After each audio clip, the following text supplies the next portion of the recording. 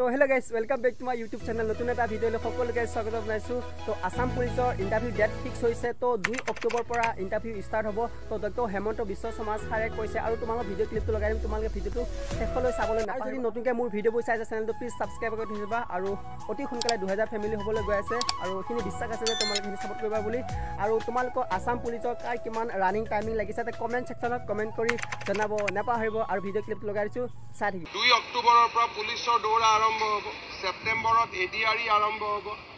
ডিসেম্বৰৰ ভিতৰত এডুকেশ্যনত লিষ্ট আৰম্ভ হ'ব নৱেম্বৰত মেডিকেলৰ নিযুক্তিৰ কাম আৰম্ভ হ'ব গতিকে 50,000 নিযুক্তি আমি লাইনত দি দিছোঁ আৰু আমাৰ কাৰ্যকালতে ইয়াক সম্পন্ন কৰিব চেষ্টা কৰিম যদি কোৰ্ট কেছ নহয় শিক্ষা বিভাগ আৰক্ষী বিভাগ এডিআৰই এই ধৰণে আমি আৰু নতুনকৈ 50,000 চৰকাৰী কৰ্মচাৰীক নিযুক্তি দিয়াৰ বাবে আমাৰ যে লক্ষ্য সেই লক্ষ্যত আমি জপিয়াই পৰিম অসমৰ জাতীয় জীৱনত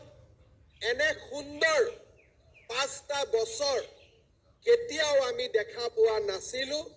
যিটো 5টা বছৰত এটকাও ঘোষ নিদিয়াকৈ চৰকাৰী চাকৰি পোৱা এটা ডাঙৰ মাইলৰ